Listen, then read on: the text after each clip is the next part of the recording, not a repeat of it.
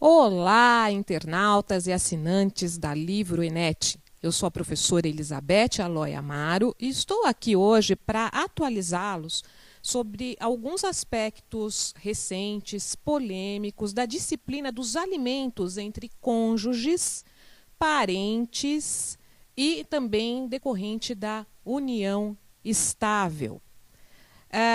Essa disciplina se encontra no Código Civil, nos artigos 1694 a 1710.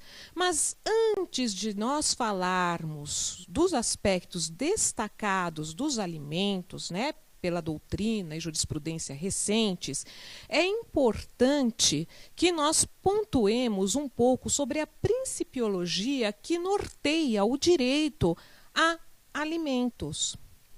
Alguns princípios que estão previstos na Constituição Federal de 88, eles são cruciais para que nós possamos entender todo o arcabouço jurídico instituído para a disciplina dos alimentos entre parentes, cônjuges, na união estável. Nesta palestra de atualização, nós não abordaremos a questão dos alimentos decorrentes de indenizações fixadas judicialmente por ato ilícito, mas somente nas relações familiares. E quando nós tratamos das relações familiares, nós temos que nos lembrar que a família é base da sociedade, de acordo com a nossa Constituição Federal. E de uma sociedade que, de acordo com o artigo 1º, inciso 3 da Constituição, tem de ser livre, justa e solidária. Mas o que seria, então, essa solidariedade, que é um dos princípios basilares que fundamentam o direito e o dever de prestação alimentícia? Muitos podem pensar que solidariedade se confunde com caridade, por exemplo. Não se confunde. Quando nós fazemos caridade, nós vamos à igreja, nós doamos alimentos ou até prestamos serviços graciosamente, nós fazemos sem esperar receber nada em troca. Caridade não implica reciprocidade, ao contrário da solidariedade. Então, a primeira coisa que nós devemos lembrar, e vocês vão entender por quê, é que solidariedade implica reciprocidade. Aliás, esse é um princípio basilar não só para os alimentos, mas para o direito de família, que hoje é baseado na afetividade entre os membros familiares, no princípio fundamental, da dignidade da pessoa humana. Quando se trata de menores, do melhor interesse da criança e do adolescente, da pluralidade das formas de família, e por aí vai. Essa solidariedade, como eu dizia, implica reciprocidade. Por quê? Porque quando nós pensamos em uma família, nós pensamos o quê? Numa comunidade de pessoas ligadas pelo afeto que se ajudam mutuamente. É por isso que a nossa legislação prevê que podem os parentes pedir alimentos uns dos outros, dependendo aí do grau de parentesco. É por isso. Por quê? Hoje eu sou mãe, eu presto alimentos para minha filha. Esse decorre de um dever básico de sustento.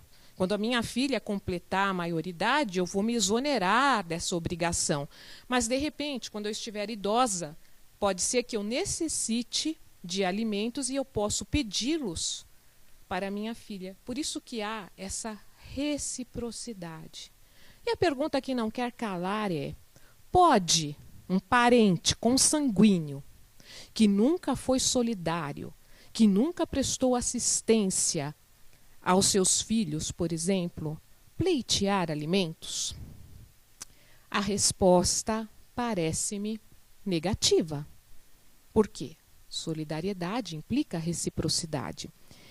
E eu, inclusive, trouxe aqui a ementa de um acórdão do Tribunal de Justiça de Porto Alegre, Rio Grande do Sul, que foi relatado pela brilhante doutora Maria Berenice Dias, né, que, aliás, é um expoente aí na área de direito de família, muito ligada ao IBDFAM. E ela proferiu um acórdão, relatou um acórdão de um caso de um pai que, já idoso, pleiteava alimento dos filhos.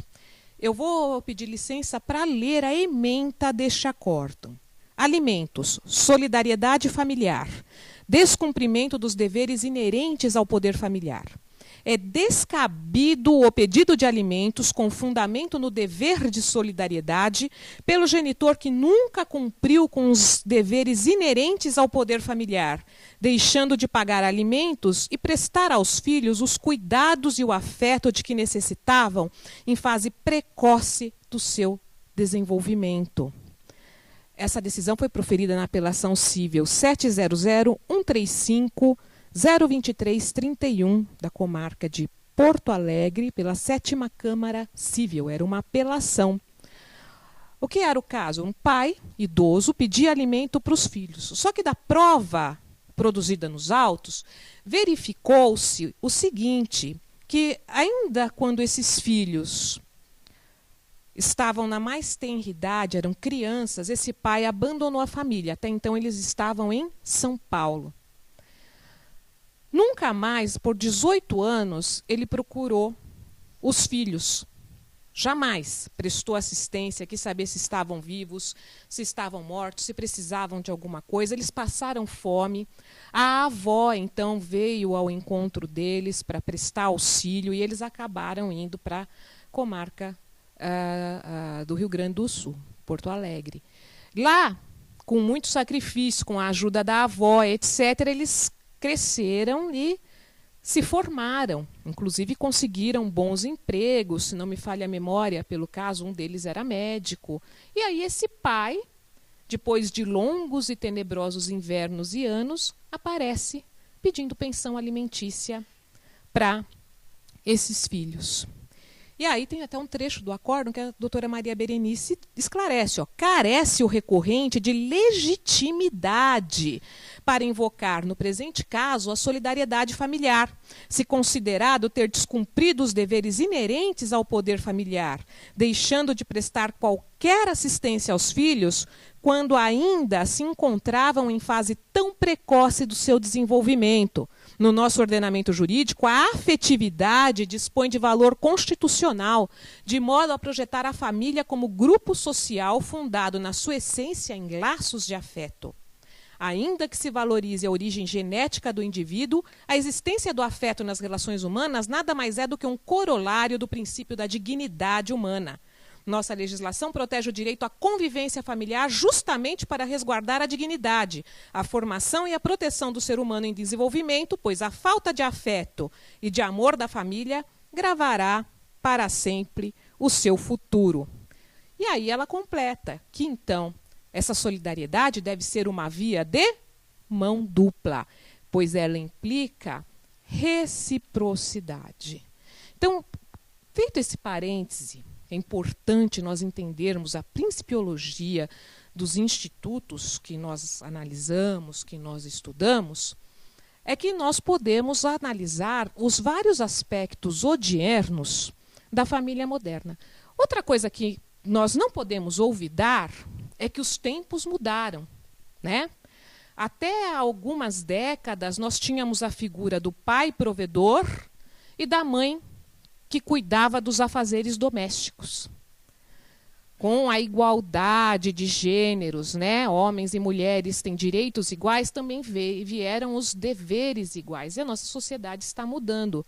Hoje, pais e mães, maridos e mulheres estão no mercado, exercem profissão, trabalho. Claro que há exceções, com certeza, mas a regra e a tendência é que dividam as tarefas, as despesas, né? A responsabilidade pela criação e educação dos filhos. E o direito a alimentos, pela nova tônica que a jurisprudência tem entendido, notadamente o Tribunal da Cidadania, né, o Superior Tribunal de Justiça, ele não pode servir para incentivar o ócio, né? Porque até há algum tempo atrás, nós ouvíamos muito falar da indústria da pensão alimentícia, né? Ah, vou casar com alguém famoso, um empresário, um jogador de futebol, né? Aquela procura pelos jogadores de futebol, porque vou fazer a minha vida, vou viver de pensão para o resto da existência. Isso não existe mais. Aliás, eu vou passar por aqui alguns posicionamentos recentes da jurisprudência e que nós vimos que realmente essa regra não mais se aplica, esse paradigma não é mais verdadeiro. Outra coisa que nós não podemos também deixar de mencionar é que há alguns pressupostos para que haja prestação alimentícia, além da solidariedade, no caso, né, de casamento, união estável, a existência de companheirismo, a existência de vínculo de parentesco, a proporcionalidade e a necessidade versus possibilidade, né, que estão lá consagrados nos artigos 1694, parágrafo 1º, e 1695 do Código Civil. Aferir a necessidade do credor de alimentos e a possibilidade do devedor depende do caso concreto, depende para quem esses alimentos estão sendo prestados, né? Da situação fática em geral. Por exemplo, no caso de uma criança menor de idade, a necessidade, ela é presumida. É uma presunção total, iure de iure? Não. É uma presunção iuris tantum. Nós temos casos de crianças que já nascem ricas, que já têm herança, já vivem de renda, ou, sei lá, são atores mirins, ganham dinheiro fazendo novelas, filmes, etc. Já possuem, né, renda, trabalho, que são exceções. Mas a necessidade de uma criança, ela é presumida. Então, quando eu vou pedir alimentos para menor de idade, eu já presumo que aquele menor necessita dos alimentos. O quanto ele necessita depende da possibilidade de quem dá. E às vezes nós vemos, inclusive, alguns posicionamentos equivocados. Por exemplo, um menor pleiteia alimentos no valor de R$20 mil do genitor que percebe mensalmente a importância de R$100 mil. Aí vem a defesa e diz, nossa, R$20 mil, um menino não come R$20 mil. O menino come 1 quilo de arroz por mês, 200 gramas de feijão e 1 quilo de carne. Como é que ele pode pedir R$20 mil? É que os alimentos não são apenas os alimentos naturais, aquilo que ele come, mas também aquilo que é condizente com o padrão de vida daquela criança, que são o que a gente chama dos alimentos civis.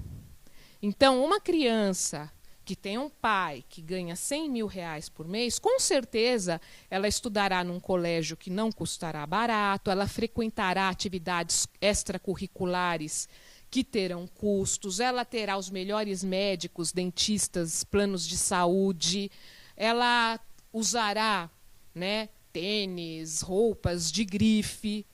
Por quê? Porque o genitor tem aquela possibilidade. Mas aí só o pai vai arcar com essa responsabilidade? É claro que não. E aí vem a regra da proporcionalidade. O que é essa proporcionalidade? Voltemos ao exemplo, né? O genitor percebe mensalmente R$100 mil. A genitora ganha R$5 mil. Ora, se o genitor consegue com facilidade pagar uma pensão de R$20 mil, é claro que isso não acontece com a mãe, nesse exemplo que eu estou dando. Então, é lógico que essa mãe participará das despesas dessa criança na medida da sua possibilidade, proporcionalmente àquilo que ela recebe. Outro equívoco também é pensar que existe padrão, olha, é 30% do salário a pensão dos filhos. Isso não é verdade, né?